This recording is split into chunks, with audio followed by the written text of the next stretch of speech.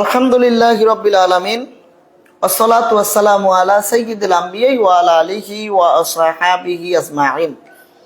যে যেখান থেকে দেখছেন আপনাদের জানাচ্ছি আন্তরিক মোবারকবাদ। বিশ্বওয়ালি খাজা বাবা ফরিদপুরি কুদ্দুসাস সিরুহুল আজিজ কেবলাদান হুজুর পাকের মাজার শরীফ ভাঙ্গার ব্যাপারে কুখ্যাত বক্তা মিথ্যাচার আমির হামজার জবাব আপনাদেরকে দেওয়ার মাঝে এসেছি, এবং যেই হাদিস ব্যাখ্যা বলা হয় যে মাওলা আলী থেকে হাদিস বর্ণিত উচ্চ কবর ভাঙ্গার ব্যাপারে, সেটার প্রকৃত ব্যাখ্যা আপনাদের জানানোর জন্য ইনশাল্লাহ এসেছি। তো আমির হামজা একজন মিথ্যাবাদী মুনাফিকের লক্ষণ, মুনাফিকের চরিত্র। আল্লাহ নবী বলেছেন মুনাফিকের 3টি লক্ষণ, আরেক বর্ণনায় এসেছে মুনাফিকের 4টি লক্ষণ। অর্থাৎ যখন কথা বলে মিথ্যা কথা বলে, ওয়াদা দিলে ভঙ্গ করে, আমানত রাখলে খেয়ানত করে, ঝগড়া লাগলে গালাগালি করে, এগুলো হলো মুনাফিকের চরিত্র। তো আমির হামজা তিনি যদি মুফতি হয়, ভার্সিটির মাল, উনি যদি মুফতি হয় তাহলে অবশ্যই তার এই হাদিস জানা থাকার কথা, যেই হাদিস একটি নুরানি মাদ্রাসার ছাত্র পর্যন্ত জানে। যে কোনো কিছু আপনি বলবেন, একজনের কাছে শুনলেন, এটা আপনি যাচাই বাছাই করলেন, এটা আপনি ঢালাও ভাবে বলে দিবেন, আপনি মিথ্যাবাদী হওয়ার জন্য এটাই যথেষ্ট। কেননা আল্লাহ নবী বলেন কাফা বিল মারই কাযিবান আইয়ু হাদিসা বিকুল্লি মা সামিআ, যাহা শোনো তাহাই বলিতে থাকা কোন ব্যক্তির মিথ্যাবাদী হওয়ার জন্য ইহাই যথেষ্ট। অর্থাৎ যেটাই শুনলো সেটাই বললো, যাচাই বাছাই করলো না। আল্লাহ নবী বলছেন সে মিথ্যাবাদী হওয়ার জন্য এটাই যথেষ্ট, অর্থাৎ সে মিথ্যাবাদী। তো আমির হামজা তিনি হাজার হাজার মানুষের ভিতরে বলেছেন ৮৮ পীরের মাজার ভেঙে গুড়িয়ে দেওয়া হয়েছে, নাউজুবিল্লাহি মিন যালিক।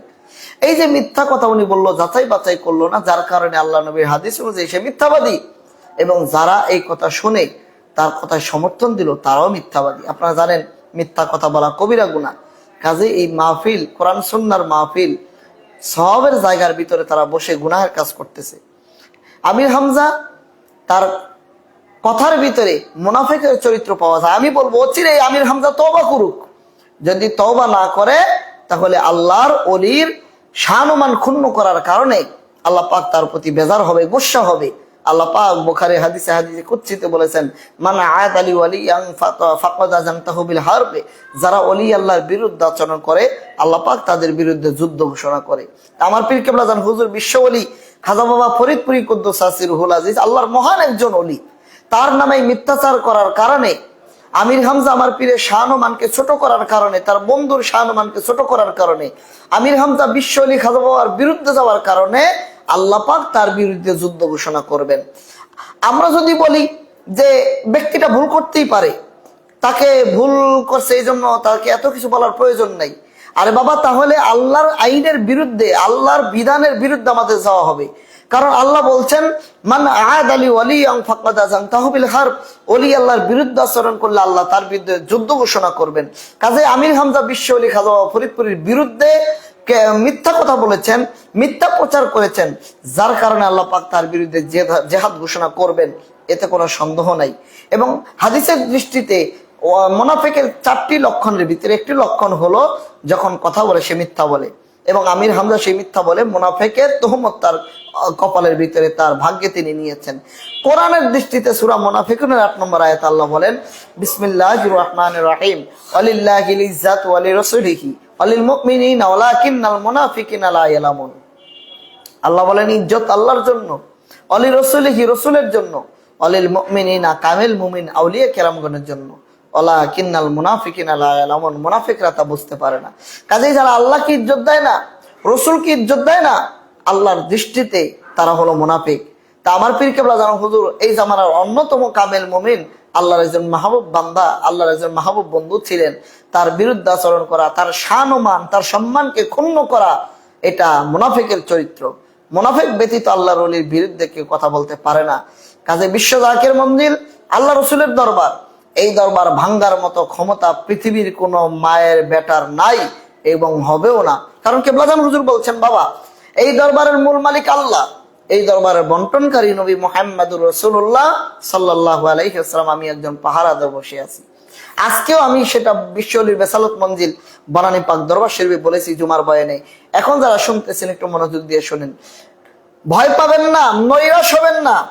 হুজুর বলছেন বিশ্ব জাকির মঞ্জিল আল্লাহ রসুলের স্বীকৃতি প্রাপ্ত দরবার, এই দরবার আল্লাহর দরবার, রসুলের দরবার, আমি একজন পাহারাদার বসে আছি। নবীজির দাদা আব্দুল মুত্তালিব ছিলেন কাবা ঘরের মুতাওয়াল্লি। তো মক্কার বিভিন্ন জায়গা থেকে ইব্রাহিম আলাইহিস সালামের যুগ থেকে হজ চালু হয়েছে। হজ করার জন্য মানুষ বিভিন্ন জায়গা থেকে মক্কায় আসতেন। মক্কায় আশেপাশে বাজার বসতো, মানুষ ব্যবসা বাণিজ্য করে মক্কার লোকেরা উন্নতি হইতে থাকলো, ধনী হইতে থাকলো, স্বাবলম্বী হইতে থাকলো। এই দিক দিয়ে ইয়ামেনের বাদশাহ আব্রাহা তিনি হিংসায় চলে গেলেন যে এখন থেকে আর মক্কার লোকদের মক্কায় হজ করতে যাইতে দেওয়া হবে না। আমি ইয়ামেন একটি গির্জা বানাবো, তোমরা ঘোষণা করে দাও সারা পৃথিবীর মানুষ মক্কায় না গিয়ে, কাবা ঘরে না গিয়ে এখন থেকে আমার এই গির্জায় এসে তারা হজ করবে। একজন আল্লাহর প্রকৃত বান্দা ছিলেন, কাবা ঘরের ভক্ত ছিলেন, তিনি ওখানে গিয়ে ইয়ামেনের গির্জার ভিতরে গিয়ে পায়খানা করে তলিয়ে দিলেন, নষ্ট করে দিলেন। সকালবেলা আব্রাহা ঘুম থেকে উঠে দেখে যে ইয়ামেনের সেই গির্জার ভিতরে ময়লার স্তূপে ভরপুর। কে ভাঙছে, কে করছে এই কথা, ময়লা কে ফেলাইছে? তিনি ভাবলেন যে বাইতুল্লাহর ভক্ত ছাড়া কেউ এই কাজ করে নাই। তখন ইয়ামেনের বাদশাহ আব্রাহা হস্তি বাহিনী নিয়ে হাজার হাজার লোক নিয়ে আল্লাহর বাইতুল্লাহ ভাঙ্গার জন্য রওনা হয়ে গেলেন। নবীজির দাদা আব্দুল মুত্তালিবের কাছে খবর পৌঁছলো যে আপনি এখনো বসে আছেন, আব্রাহা হাজার হাজার লোক নিয়ে উট নিয়ে আসতেছে এই কাবাঘরকে ভাঙ্গার জন্য, আপনি তাড়াতাড়ি করে কাবাঘরকে রক্ষা করেন। নবীজির দাদা আব্দুল মুত্তালিব তখন কাবাঘরের মুতাওয়াল্লি। নবীজির দাদা আব্দুল মুত্তালিব তিনি 200 উট তার ছিল কাবাঘরের আশেপাশে। আব্রাহা গিয়ে এই উটগুলিকে তিনি জিম্মি করে ফেললেন, আটকিয়ে ফেললেন, আর বললেন যে আব্দুল মুত্তালিব অবশ্যই উট নেওয়ার জন্য আসবে, তখন তাকে আমরা ধরবো এবং কাবাঘরকে ভেঙে ফেলবো। নবীজির দাদা আব্দুল মুত্তালিব যখন ইয়ামেনের বাদশাহ আব্রাহার সামনে আসলেন, আব্রাহা বললেন আপনার কি কোনো দাবি দাওয়া আছে? নবীর দাদাকে দেখে আব্রাহা বসা থেকে দাঁড়ায় গেলেন। দাঁড়ায় যাওয়ার পরে বললেন আপনার কোনো দাবি দাওয়া থাকলে বলতে পারেন। কেন দাঁড়াইলেন? কারণ নবীজির দাদার কপালেই ছিল নূরে মুহাম্মদী, অর্থাৎ নবীজি হুজুর সাল্লাল্লাহু আলাইহি সাল্লাম। নবীর নূরে মুহাম্মদের সম্মানে আব্রাহা দাঁড়ায় গেলেন, বুঝতে পারলেন কিছু একটা হচ্ছে, দাঁড়ায় গেলেন। দাঁড়ায় যাওয়ার পরে বললেন আপনার কোনো দাবি দাওয়া আছে? আমরা কাবাঘর ভাঙতে এসেছি। তখন আব্দুল মুত্তালিব বললেন যে আমার দাবি দেওয়ার ভিতরে আমার 200 উট আপনার লোকের আটকিয়ে রেখেছে, আমার 200 উট আমাকে দিয়ে দেন, তাহলে আমি চলে যাবো, আমার কোনো দাবি দেওয়া নেই। বললেন কেন? যে কাবাঘর আমরা ভাঙতে এসেছি, কাবাঘর কি আপনি রক্ষা করবেন না? নবীর দাদা আব্দুল মুত্তালিব বলেন আরে উটের মালিক আমি, এই উট আমার উট আমাকে দিয়ে দেন, কিন্তু কাবাঘরের মালিক তো আমি না, এই কাবাঘরের মালিক হলো আল্লাহ, আল্লাহর ঘর আল্লাহই হেফাজত করবে। সুবহানাল্লাহ, সুবহানাল্লাহ। তখন আমার আল্লাহ তাআলা আসমান থেকে তৈরন পাখি পাঠাইলেন। সূরা ফিলের ভিতরে আল্লাহ বলেন ও আরসালা আলাইহিম তৈরন আবাবিল, আল্লাহ তাআলা আবাবিল নামক পাখি পাঠাইলেন, যার মুখের ভিতরে একটি পাথর, 2 পায়ের ভিতরে, হাতের ভিতরে 2টি পাথর।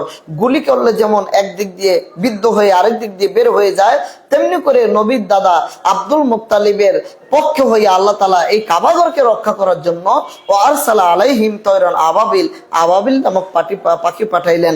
এক একটা করে সেই পাথর পরে তাদের মাথার উপরে দিয়ে পরে পায়খানা রাস্তা দিয়ে বের হয়ে যায়। তারা গড়াইতে গড়াইতে গেন্ডারির খুশের মতো হয়ে তারা ওখানে মারা যায়। আল্লাহ তাআলা বললেন এই যে এই ঘরের মালিক আমি, এটার হেফাজতের দায়িত্ব আমি আল্লাহর হাতে। দেখুন নবীর দাদা আব্দুল মুত্তালিব বলেছেন উটের মালিক আমি, আমার উট আমাকে দিয়ে দাও, কিন্তু কাবাঘরের মালিক তো আমি না, কাবাঘর যার ঘর আল্লাহর ঘর, আল্লাহ হেফাজত করবে। তো আল্লাহ তাআলা ও আরসালা আলাইহিম তৈরন আবাবিল, আবাবিল নামক পাখি পাঠাইয়া আল্লাহর কাবাঘরকে আল্লাহ পাক হেফাজত করেছেন। তো বিশ্ব লেখা ফরিদপুরে বলেছেন বাবা এই দরবার বিশ্ব জাকের মঞ্জিল, আল্লাহ রসুলের স্বীকৃতি প্রাপ্ত দরবার, এই দরবার আল্লাহর দরবার, এই দরবার রসুলের দরবার, আমি একজন পাহারাদার। এই দরবার রক্ষা করার মালিক একমাত্র আল্লাহ। পৃথিবীতে এমন কোন মায়ের বেটা পয়দা হয় নাই, এমন কোন মায়ের বেটার জন্ম হয় নাই। বিশ্ব জাকের মঞ্জিল আটরশি পাক দরবার শরীফ, বনানী পাক দরবার শরীফ অর্থাৎ বিশ্বরীর প্রতিষ্ঠিত মঞ্জিল গুলিকে একটি ইটকে তারা ক্ষুণ্ণ করতে পারে, ধ্বংস করতে পারে। হেফাজতের দায়িত্ব আমার আল্লাহর হাতে। এইটা হেফাজত করবেন স্বয়ং আল্লাহ রব্বুল আলামিন তার নিজের কুদরতি হাতে। কাজে যারা মিথ্যাচার করতেছে এই কুখ্যাত মুফতি নামক মুনাফেক চরিত্রের আমির হামজা আমার পীরের রোজা শরীফকে নিয়ে, মাজারকে নিয়ে নেটের ভিতরে সোশ্যাল মিডিয়াতে মিথ্যা একটা সংবাদ ছড়িয়ে দিয়েছে। আজকে তার মিথ্যাচারের কারণে লক্ষ লক্ষ মানুষ ভাবতেছে বিশ্ব জাকের মন্দির ভেঙে দিয়েছে। যারা বিশ্বাস করবে এই পাপের দায়, সকল অন্যায়ের দায় এই মিথ্যাবাদী, এই মুনাফেক মার্কা মৌলবী আমির হামজা নিতে হবে। এবং আল্লাহ পাক তার বিরুদ্ধে যুদ্ধ ঘোষণা করবেন, হাদিসে কুদসি দ্বারা সমর্থিত। এখানে তওবা করার সুযোগ নাই, কারণ আল্লাহ তাআলা বলছেন আমার বন্ধুর বিরুদ্ধে আচরণ করলে আমি সাথে সাথে তার বিরুদ্ধে যুদ্ধ ঘোষণা করি। আল্লাহ যুদ্ধ করবেন। দেখুন, ওলি আল্লাহর বিরোধিতা করে এই পৃথিবীতে কেউ শান্তিতে থাকতে পারে নাই, কিয়ামত পর্যন্ত পারবেও না। আসুন মাজারের কথা বলি। মাজার কি? মাজার কাকে বলে? উঁচু কবর ভাঙ্গার ব্যাপারে যে হাদিস আসে সেটার ব্যাখ্যা আপনাদেরকে আমি আজকে দিব ইনশাআল্লাহ। মাজার আর কবর দুইটার মধ্যে পার্থক্য হলো, সাধারণ মানুষের কবর কবর, আর অলি আল্লাহর কবরকে বলা হয় মাজার। যেই কবর বেশি বেশি জিয়ারত হয়, জিয়ারত গা, তাকে বলা হয় মাজার। আর সাধারণ কবর অত বেশি জিয়ারত হয় না, এই জন্য এটাকে কবর বলা হয়। তো কবর ভাঙ্গার ব্যাপারে, মাজার ভাঙ্গার ব্যাপারে কোনো সহি হাদিস নেই। যেই হাদিসটা তারা বলে সেটা আবু দাউদ শরীফের 3218 নম্বর হাদিস, সহি হাদিস। এটা মুসলিম শরীফ হাদিস এসেছে। আল্লাহর নবী হুজুর সাল্লাল্লাহু আলাইহি ওয়াসাল্লাম সাহাবী হযরতে আলী রাদিয়াল্লাহু তাআলা থেকে হাদিস বর্ণিত। হযরতে হাইয়াস আসআদি রাহমাতুল্লাহ আলাইহি বর্ণনা করেন, হযরত আলী রাদিয়াল্লাহু আনহু আমাকে বলেছেন, আমি তোমাকে ওই কাজের জন্য পাঠাবো যে কাজের জন্য রাসূলুল্লাহ সাল্লাল্লাহু আলাইহি সাল্লাম আমাকে পাঠিয়েছেন। কাজটি হলো, কোনো ফটো বা ছবি দেখলে তা বিনষ্ট করা ব্যতীত ছেড়ে দিবে না, আর কোনো উঁচু কবর দেখলে তা ধ্বংস করা ব্যতীত, ভাঙ্গা ব্যতীত ছেড়ে দিবে না। এই হলো হাদিস। সেটা মুসলিম শরীফের হাদিস এবং সুনানে আবু দাউদ শরীফের 3218 নম্বর হাদিস, হাদিস সহি হাদিস। এই হাদিসের ব্যাখ্যায় ফথুল বারী শরহে বুখারী প্রথম খণ্ডের 524 পৃষ্ঠায় এসেছে, নবী করিম সাল্লাল্লাহু আলাইহি সাল্লাম তার অনুসারীদের কবর বাদ দিয়ে উপড়ে ফেলার নির্দেশ দেওয়া হয়েছে। অর্থাৎ নবী এবং নবীর সাহাবায়ে কেরামগণের কবর বাদ দিয়ে বাকি কবরগুলি ভাঙ্গার জন্য মাওলা আলীকে বলা হয়েছিল। এখন কোন কবরগুলি ভাঙ্গার জন্য বলা হয়েছিল? ইহুদি খ্রিস্টানেরা তাদের নবী এবং তাদের আত্মীয় স্বজনের কবরের উপরে ছবি অঙ্কন করে ওখানে তারা সেজদা করত। এজন্য আল্লাহ রসুল বলেছেন যে তোমরা, নবীজি আলীকে বলেছেন যে কাজটি হলো কোনো ফটো ধ্বংস করা ব্যতীত ছেড়ে দিবে না, আর কোনো উঁচু কবর সমান করা ব্যতীত ছেড়ে দিবে না। অর্থাৎ যেই কবরের ভিতরে ছবি আছে এবং ইহুদি খ্রিস্টানরা তাদের নবীদের কবরের উপরে বড় করে উঁচু করে সেজদা করত, সেই কবরগুলি ভাঙ্গার ব্যাপারে। কিন্তু এই হাদিসের ব্যাখ্যায় যদি এই হাদিস আপনি ধরেন, তাহলে আমার নবীজির রওজা মোবারক উঁচু, সেটা আপনি কি করবেন? আপনারা দেখেন, হযরতে কাসিম রাদিয়াল্লাহু তাআলা বর্ণনা করেন, একদা আমি মা আয়েশা রাদিয়াল্লাহু তাআলার নিকট উপস্থিত হয়ে বললাম, ওহে মা, আপনি আমার জন্য রাসূলুল্লাহ সাল্লাল্লাহু আলাইহি ওয়াসাল্লাম ও তার দুই সাহাবীর মাজারদ্বয় উন্মোচন করেন।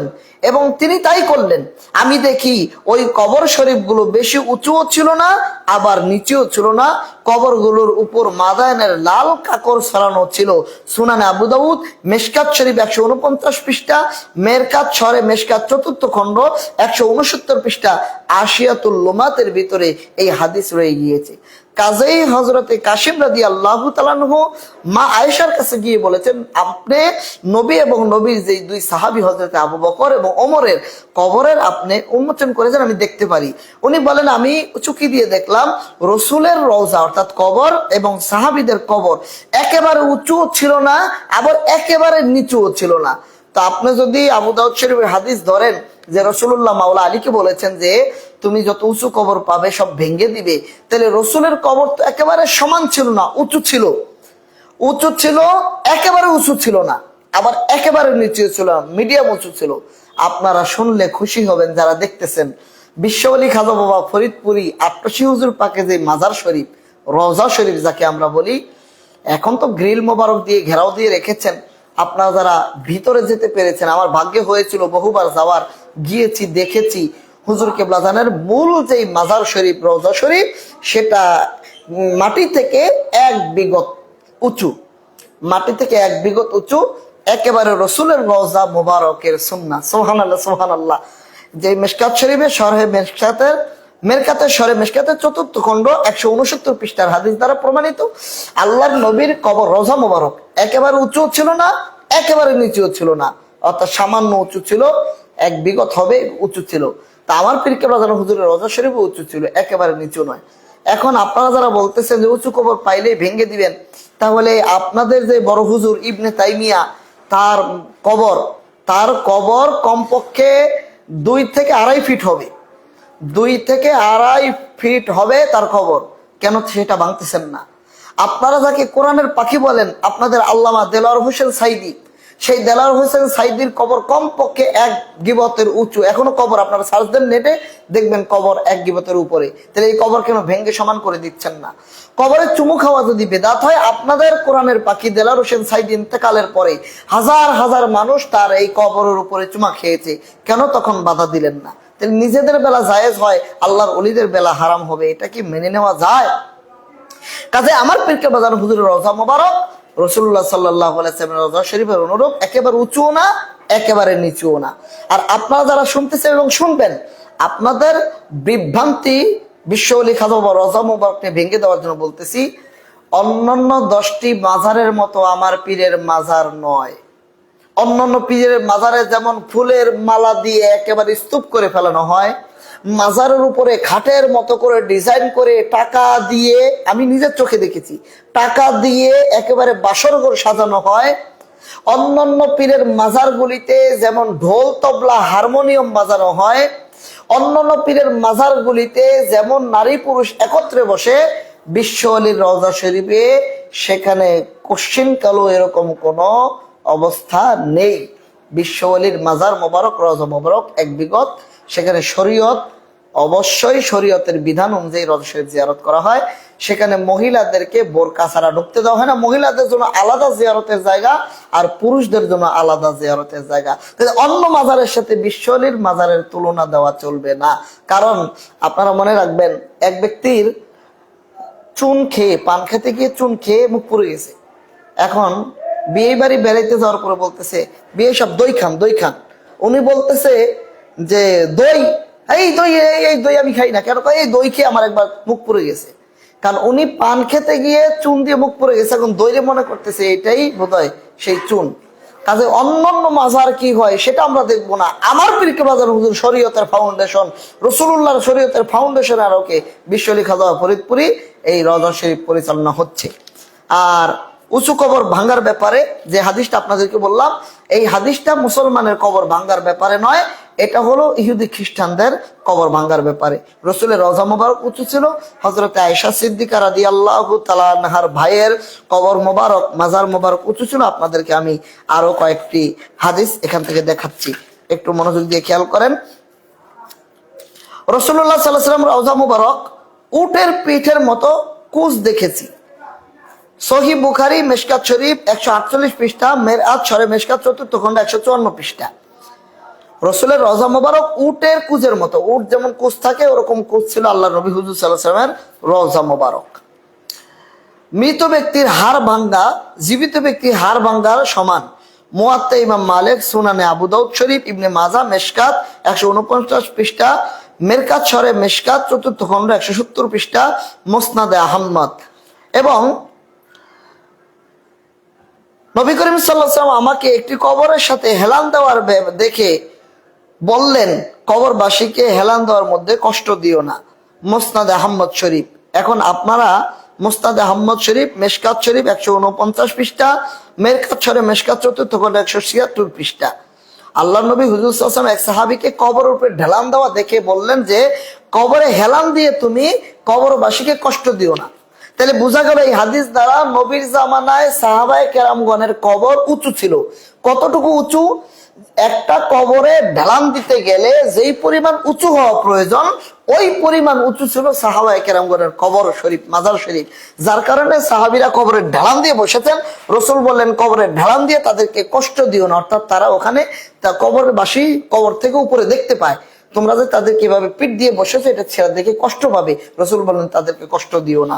কাজে যারা উঁচু কবর ভাঙ্গার ব্যাপারে হযরত আলী থেকে হাদিসটা বলতেছেন, এটা ভুল ধারণা। ওই হাদিসটা হলো ইহুদি খ্রিস্টানদের কবর ভাঙ্গার ব্যাপারে, নবী এবং নবীর সাহাবায়ের কবর ভাঙ্গার ব্যাপারে নয়। অন্য জায়গার হাদিস এনে, সাহাবায়ে কেরামগণের হাদিস এনে মাজার ভাঙ্গার আপনারা তুরপাল চালাইতেছেন, এটা কখনো সঠিক হইতে পারে না। আমাদের এক ভাই ফিরোজ আলম প্রশ্ন করেছেন যে মাদ্রাসায় বলৎকারের ব্যাপারে কিছু বলুন। নাউজুবিল্লাহি মিন যালিক। ভাইজান, মাদ্রাসায় বলৎকারের ব্যাপারে কিছু বলার নেই, এটা তো আপনারা বিভিন্ন ফেসবুক, ইউটিউবে, সোশ্যাল মিডিয়াতে দেখতেছেন, মাদ্রাসায় দেখতেছেন কিছু নামধারী লেবাসধারী মৌলবীরা তারা ছাত্রদেরকে বলৎকার করতেছে। মূলত এটা কওমে লুতের আদর্শ। নবী, আল্লাহর নবী একজন নবী ছিলেন আল্লাহর, তার নাম হলো হযরত লূত আলাইহিস সালাতু ওয়াস সালাম। তো এই লূত আলাইহিস সালাতু ওয়াস সালামের জামানার উম্মতেরা, তাদের অভ্যাস ছিল তারা পুরুষের সাথে যৌন মিলন করতেন, সমকামিতা করতেন পুরুষের সাথে। তো লূত আলাইহিস সালাতু ওয়াস সালাম বহু বুঝাইছেন যে দেখো, আল্লাহ তাআলা বিধান দিয়েছেন, নারী দিয়েছেন, তোমরা নারী ব্যবহার করো, তোমরা কেন এই কিশোর ছোট ছোট বাচ্চাদেরকে ব্যবহার করো, প্রয়োজনে আমার মেয়েদেরকে তোমাদের হাতে দিব, তোমরা বিয়ে করো। কিন্তু তারা কোনো মতেই মানতে রাজি না। লূত আলাইহিস সালামের স্ত্রীও পর্যন্ত ওই লম্পট দুশ্চরিত ছেলেদের পক্ষ ছিল। লূত আলাইহিস সালাম বহু বুঝাইছিলেন যে তোমরা এই অপকর্ম করো না। আল্লাহর বিধান হলো মেয়েদের সঙ্গে যৌন মিলনের মাধ্যমে সন্তান জন্ম দেওয়া, এটা আল্লাহ তাআলার বিধান। কারণ মানুষের মাধ্যমে আল্লাহ মানুষ সৃষ্টি করেছেন। বাবা আদম আলাইহিস সালামকে আল্লাহ সৃষ্টি করেছেন, মা হাওয়াকে সৃষ্টি করেছেন। বাবা আদমকে সৃষ্টি করেছেন আগুন, পানি, মাটি, বাতাস থেকে, মা হাওয়াকে বাবা আদম আলাইহিস সালাম বাম পাজরের হাড্ডি থেকে। এরপর আল্লাহ বলেছেন খালাকাল ইনসানা মিন নুতফা, আল্লাহ নুতফা মানে বীর্য দ্বারা আল্লাহ পাক সন্তান জন্ম দেওয়াইছেন বাবা মার মিলনের মাধ্যমে। কিয়ামত পর্যন্ত মানুষ দুনিয়ায় এই সিস্টেমে আসবে, অর্থাৎ একজন পুরুষ একজন নারী অর্থাৎ তার স্ত্রীর সঙ্গে হালাল পন্থায় বিয়ের মাধ্যমে যৌন মিলনের মাধ্যমে সন্তান জন্ম দিবে। এটা আল্লাহর বিধান, এটা আল্লাহর আইন। অথচ এই কওমে লূত নবীর উম্মতেরা তারা মেয়ে বাদ দিয়ে ছেলেদেরকে পছন্দ করতেন। লূত আলাইহিস সালামের স্ত্রীও এই লম্পট যুবকদেরকে, ছোট ছোট ছেলেদেরকে তারা ব্যবস্থা করে দিতেন। তো এই পর্যায়ে আল্লাহ তাআলা খুশি হইলেন না, লূত আলাইহিস সালামকে অনেক কষ্ট দিতে লাগলেন। আল্লাহ তাআলা ফেরেশতা পাঠাইলেন এদেরকে ধ্বংস করে দেওয়ার জন্য। লূত আলাইহিস সালামের কাছে সুশ্রী যুবক, সুশ্রী বালকের আকৃতিতে আল্লাহর কিছু ফেরেশতা আসলেন, মেহমান হিসেবে আসলেন, এসে বললেন যে আজকের রাতটুকু আমরা আপনার ঘরে থাকতে চাই। এত সুন্দর ছেলে ইতিপূর্বে অত্র এলাকায় অন্য কোনো মানুষ দেখতে পারে নাই। তো লূত আলাইহিস সালামের স্ত্রী যেহেতু ওই বেয়াদব দুষ্ট ছেলেদের পক্ষে লূত আলাইহিস সালামের ঘরে মেহমান এসেছে, এটা দেখতে পেরে এই মহিলা ওই দুষ্ট ছেলেদেরকে খবর পাঠালেন যে আমার ঘরে কিছু সুশ্রী ছেলে এসেছে, মেহমান, লূতের মেহমান, তোমরা এক কাজ করো, তাকে নিয়ে যাও, তাদেরকে নিয়ে যাও। রাত্রিবেলা ওই যুবক ছেলেগুলি এই সুশ্রী ছেলেদেরকে, এই কিশোর ছেলেদেরকে অর্থাৎ আল্লাহর ফেরেশতা যারা মানবী আকৃতিতে এসেছে তাদেরকে নেওয়ার জন্য চলে এসেছে। বললেন যে আপনারা তাড়াতাড়ি এই ছেলেদেরকে আমার হাতে দিয়ে দেন, আমাদের হাতে দেন, নয়তো আপনাকে মেরে ফেলবো। লূত আলাইহিস সালাম কিছুতেই মানতে রাজি হইলেন না, বহু অনুরোধ করলেন, তারা ফিরলেন না।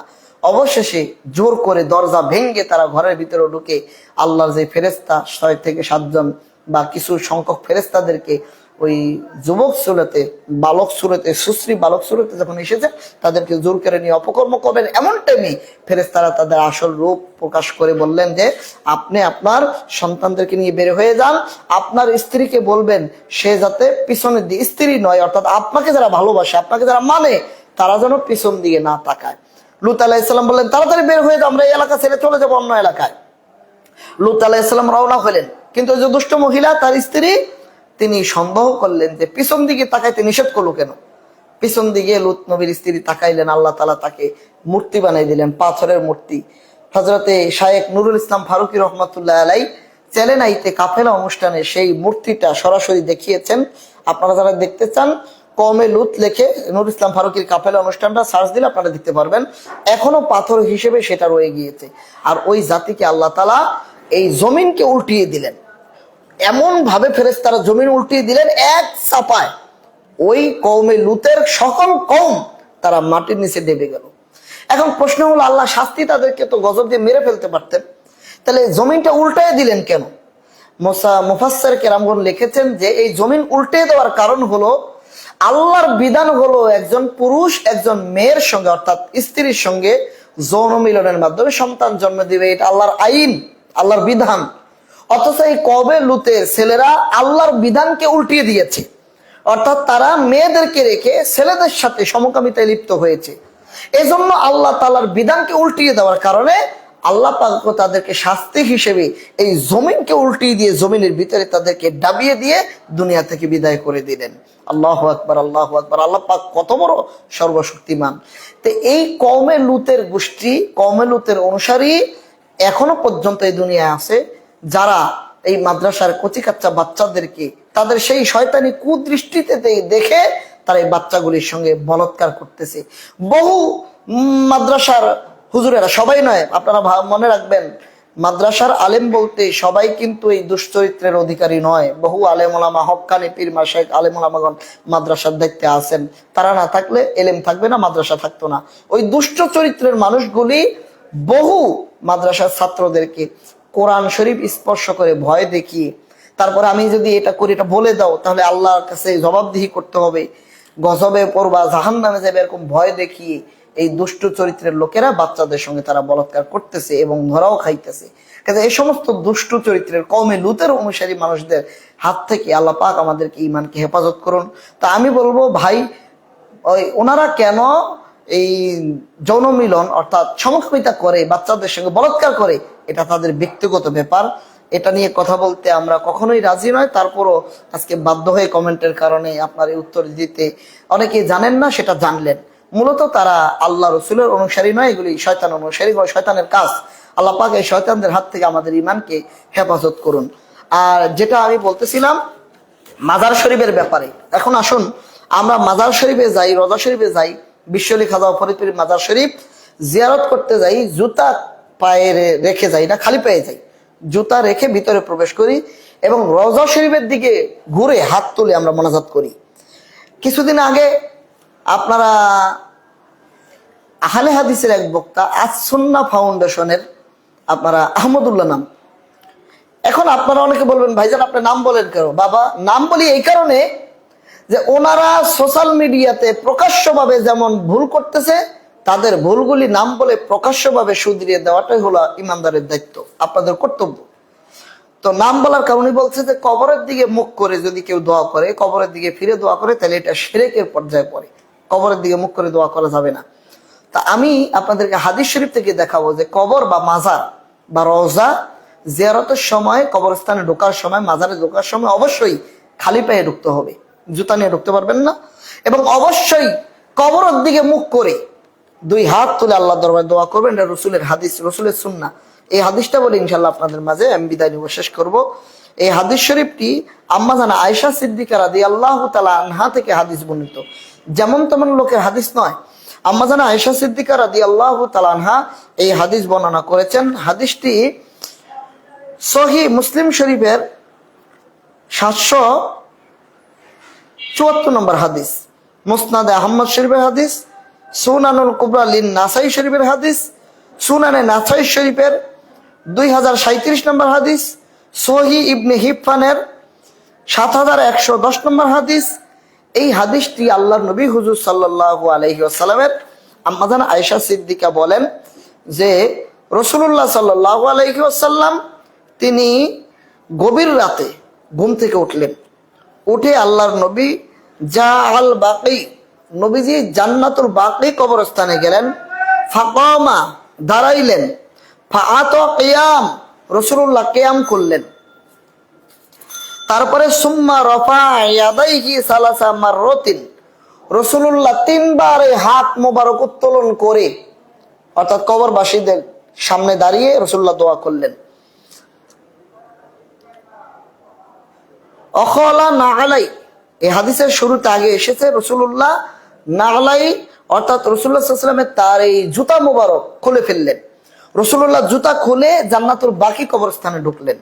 ঢুকে নবীজি কিয়াম করলেন, দাঁড়াইলেন, কিয়াম করে দাঁড়াইয়া সুম্মা রফা ইয়াদাইহি, রাসূলুল্লাহ রফা ইয়াদাইহি, ইয়াদাইহি মানে হাত, দুই হাত রাসূলুল্লাহ উত্তোলন করলেন, সালাসা মাররাতিন অর্থাৎ তিনবার নবী দোয়া করলেন, সুম্মা হারাফা ফান হারাফতু অর্থাৎ আল্লাহ রাসূল সাল্লাল্লাহু আলাইহি ওয়াসাল্লাম হাত তুলে আল্লাহর দরবারে দোয়া করলেন এবং নবীজি আল্লাহর দরবারে কাঁদলেন যে আল্লাহ তাদেরকে মাফ করে দেন, তাদেরকে মাফ করে দেন, তাদেরকে মাফ করে দেন।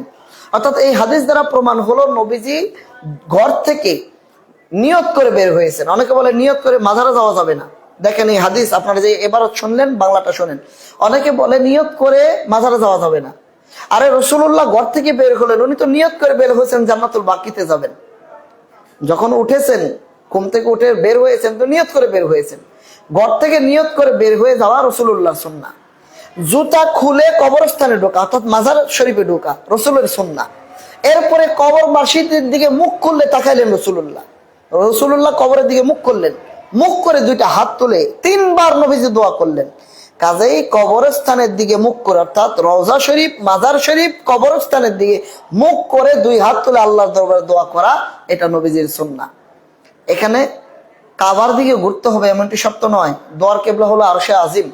পৃথিবীর যে কোনো দিকে ঘুরে আপনি দোয়া করেন, দোয়া কবুল হবে। তবে আপনি যদি কবর জিয়ারত করতে যান, মাজার জিয়ারত করতে যান, অবশ্যই আপনাকে মাজারের দিকে মুখ করে মাজারের দিকে হাত তুলে আল্লাহ দরবারে হাত তুলে দোয়া করতে হবে। ঢোকার আগে জুতা খুলে তারপরে আপনি ঢুকবেন। ঢোকার আগে জুতা খুলে তারপরে আপনি প্রবেশ করবেন। জুতা নিয়ে মাজারে প্রবেশ করবেন না। মাজারে ঢুকে রাসূলুল্লাহ তিনি সেজদা করেন নাই। রাসূলুল্লাহ কোরআনুল কারীম তেলাওয়াত করে দোয়া করেছেন। আটশির পীর খাজা বাবা ফরিদপুরি আমাদেরকেও মাজার জিয়ারতের নিয়মাবলী শিক্ষা দিয়েছেন। বিশ্ব জাকির মন্দির পরিচালনা পদ্ধতিতে হুজুর বলছেন, যখন মাজার শরীফে ঢুকবা তখন ওযু সহকারে ঢুকে 7 বার তওবা আস্তাগফিরুল্লাহ রাব্বি মিন কুল্লি যামবি ওয়া আতুবু ইলাইহি, 3 বার আলহামদু সূরা, 10 বার কুল হুয়াল্লাহু সূরা, 11 বার দুরূদ শরীফ পড়ে এই 4 খতম কোরআন তেলাওয়াতের আমল করে কবরবাসী বা কবরবাসিনীর উদ্দেশ্যে সওয়াব রেসানি করবা। মাজার শরীফ জিয়ারত করে দোয়া করলে দোয়া কবুল হয়। হুজুর পাক বিশ্ব জাকির মন্দির পরিচালনার পদ্ধতিতে লিখেছেন, ওলি আল্লাহর মাজার জিয়ারত করে দোয়া করলে দোয়া কবুল হয়। যার কারণে আমরা বিশ্ব ওলি খাজা ফরিদপুরি মহান ওলি আল্লাহ তার রোজা মোবারক জিয়ারত করে আমরা দোয়া করি, দোয়া কবুলিয়তের আশায় আল্লাহর দরবারে আমরা মোনাজাত করি। কাজেই ফতুয়া দিয়ে মাজার জিয়ারতের হাত থেকে, মাজার জিয়ারতের কাছ থেকে আমাদেরকে দূরে রাখা যাবে না।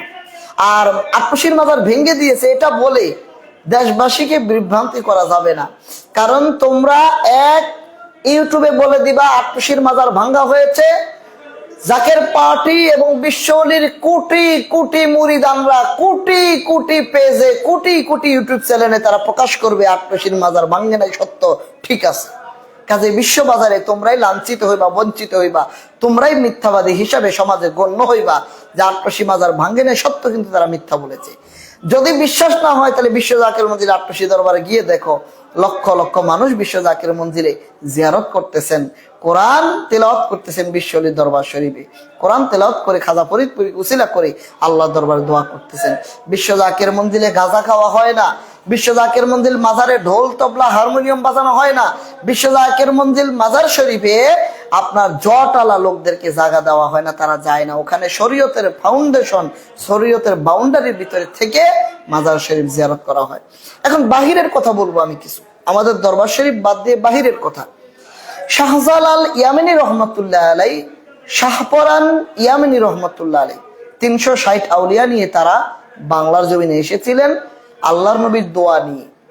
আপনারা শুনেছেন গত 2 দিন আগে শাহপরান ইয়ামিনী রহমতুল্লাহ আলাইহির মাজার শরীফে হামলা করা হয়েছে। শাহপরান ইয়ামিনী রহমতুল্লাহ আলাইহির মাজার শরীফে, শাহপরান ইয়ামিনী রহমতুল্লাহ আলাইহির মাজার শরীফে যেখানে পাগলের জন্য শরীয়তের আইন নাই, মনে রাখবেন। পাগল সুস্থ না হওয়া পর্যন্ত তার প্রতি নামাজ নাই, রোজা নাই, হজ নাই, যাকাত নাই। 3 ব্যক্তির জন্য কলম উঠিয়ে নেওয়া হয়। এর ভিতরে এক ব্যক্তি হলো বালেগ না হওয়া পর্যন্ত, ছোট বাচ্চা বালেগ না হওয়া পর্যন্ত তার কোনো গুনাহ লেখা হয় না। 2 নম্বর হলো ঘুমন্ত ব্যক্তি, যতক্ষণ ঘুমে থাকে জাগ্রত না হওয়া পর্যন্ত তার কোনো গুনাহ লেখা হয় না। 3 নম্বর হলো পাগল উন্মাদ, এই পাগল সুস্থ না হওয়া পর্যন্ত তার কোনো গুনাহ লেখা হয় না, শরীয়তের আইন তার প্রতি প্রযোজ্য নয়। তো শাহজালাল ইয়ামিনী রহমতুল্লাহ আলাইহির মাজার শরীফে অনেক সত্যিকার অর্থে পাগল, যারা ভণ্ডামি করে তাদের পক্ষে আমরা নই, সত্যিকার অর্থে পাগলের কথা বলছি। অনেক সত্যিকার অর্থে পাগল আছে যারা মানুষের ভারসাম্যহীন, তারা সেন্স নাই। তাদেরকে কি আপনি ঘরে জায়গা দিবেন? যারা বলতেছেন মাজার ভাঙতে যারা গেছেন, শাহপরান ইয়ামিনীর মাজারে যারা হামলা করেছেন, পাগল মারতেছেন, ওই পাগলকে কি আপনার ঘরে আপনি 2 দিন জায়গা দিবেন, 2 বেলা খাওয়াবেন? অথচ এই পাগল ওই শাহপরান ইয়ামিনীর মাজারে বসে থাকার কারণে যারা জিয়ারত করতে যায়, জিয়ারতের লোকেরা তাদেরকে 10টি টাকা, 100 টাকা, একবেলা খাবার তাদেরকে দিচ্ছে। আল্লাহর ওলির উসিলায় তারা একবেলা খাবার খাচ্ছে। এখন আপনি বলবেন তারা কেন নামাজ পড়ে না? নামাজ পড়বে কিভাবে? তাদের প্রতি তো নামাজ শরীয়তের আইন নাই। রোজা রাখবে কিভাবে? শরীয়তের আইন নাই। তাহলে যেই আইন তাদের প্রতি নাই, আপনি কেন জোর করে তাদেরকে বলতেছেন কেন তারা নামাজ পড়ে না, কেন তারা বড় বড় মোচ রাখে? তাদের তো মানুষের কমন সেন্স নাই, তাদের সেন্স ঠিক নাই, তারা পাগল। পাগলের প্রতি আপনি কেন শরীয়তের আইন জোর করে দিচ্ছেন? যেখানে মাদ্রাসায় বলৎকার হচ্ছে আপনি মাদ্রাসা ভাঙতে পারেন না? যিনি মাদ্রাসায় বলৎকার করতেছেন উনি তো সজ্ঞানে সব মস্তিষ্কে করতেছেন, তিনি তো পাগল নয়, অসুস্থ নয়। কই তাদের মাদ্রাসা তো ভাঙলেন না, হুজুরদের ধরে তো মাথায় চুনকালি লাগিয়ে দিলেন না। কেন ওই যারা পাগল মানুষ, উন্মাদ মানুষ, আল্লাহর ওলির মাজারে পাগল বসে থাকার কারণে 2-4টি টাকা পায়, একবেলা খাবার পায়, আল্লাহ তাদেরকে রিজিক দিচ্ছেন, খাওয়াইতেছেন, সেই শাহপরান ইয়ামিনীর মাজারে হামলা করে শুনলে দুঃখিত হবেন একটি পাগলকে তারা মেরে ফেলেছে। নাউজুবিল্লাহ, একটি পাগলকে তারা হত্যা করে ফেলেছে। যেই লাশ নেওয়ার মতো কোনো ব্যক্তি নাই, তার কোনো গার্জিয়ান নাই। হাসপাতাল থেকে লাশ যে নিবে, মর্গ থেকে লাশ নিবে, এই লাশ নেওয়ার জন্য কোনো গার্জিয়ান তার নাই, কোনো উত্তরাধিকার নাই। কে নিবে লাশ? যার দুনিয়ায় লাশ নেওয়ার মতো নাই, কোনো আত্মীয় স্বজন নাই, কোনো সিকিউরিটি নাই, এমন একটি মানুষ শাহপরানের মাজারে থেকে আল্লাহ তাআলা তাকে 2 বেলা খাওয়াইতেন, জিয়ারতকারীরা একটু 10টা টাকা দিতেন, 2 বেলা খাওয়াইতেন, রোগ থাকলে ওষুধ সেবা করতেন, ওষুধ কিনে দিতেন। আজকে তাকে আপনি মেরে ফেললেন। যে শরীয়তের আইন তার উপরে নাই, সেই শরীয়তের দোহাই দিয়ে আপনি তাকে মারলেন। হ্যাঁ, মাজারে সেজদা দেওয়ার পক্ষে আমরাও নই, আত্মশিল্পীরও নয়। মাজারে গাঁজা খাওয়ার পক্ষে আমরাও নই, আত্মশিল্পীরও নয়। আপনারা যারা আটকাশি পীরের বিরুদ্ধে বলে আপনারা জানেন না। এখনো আটকাশি পীরের রেকর্ড বাণী মোবারক নেটে পাওয়া যায়, একটু সার্চ দিবেন। আর আমরা জন্মগত জাকের মায়ের পেটের ভিতরে করে আটকাশিতে যাই। আমি হুজুর পাকের বুকে বহুবার শুনেছি। শ্রদ্ধেয় দুলাভাই জান অ্যাডভোকেট আদেল উদ্দিন হাওলাদার রহমতুল্লাহ আলাইহি, ওনাকে দিয়ে কেবলাদান হুজুর লিখিত বক্তব্য পাঠ করাইছিলেন, যে এই বক্তব্য পাঠ করেন। দুলাভাই জান বলেছিলেন যে যারা গাঁজা খায়, শরীয়ত মানে না, ঢোল তবলা বাজায়, জট রাখো, তারা পীর মুরিদি করে, এগুলি ভণ্ডামি, এদের পাশে আপনারা যাবেন না। আর আমার পীর তো কাউকে গালি দিতে পারেন না, জীবনে কাউকে গালি দেনও নাই। হুজুর বলছেন যারা আমার ভালোবাসে তারাও আমার, যারা আমার গালি দেয় তারাও আমার, যারা আমার বিরুদ্ধে আছে তারাও আমার, যারা আমার কাছে আসে তারাও আমার, দেশবাসী সকলেই আমার, আমার বিরুদ্ধে কেউ নাই। যারা বিরুদ্ধে বলে তারা সব আমার। হুজুর তো কারো বিরুদ্ধে বলতে পারেন না, বলেও নাই।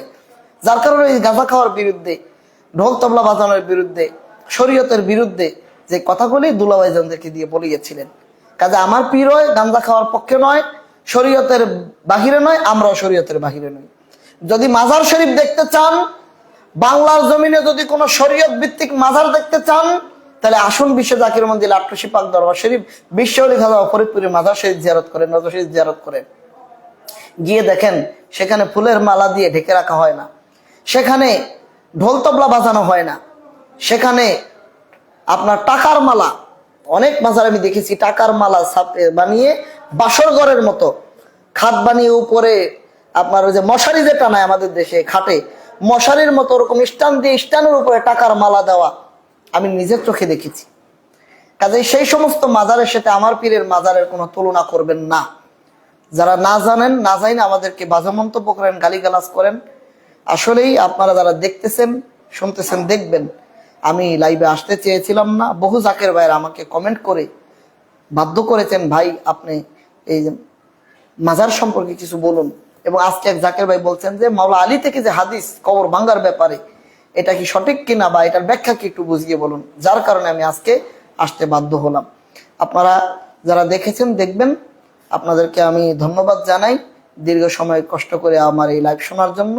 যদি চেষ্টা করি, সময় পাই, ইনশাল্লাহ আপনাদেরকে অন্যান্য সময় অন্যান্য সাবজেক্টের উপরে আলোচনা শোনার চেষ্টা করবো ইনশাল্লাহ।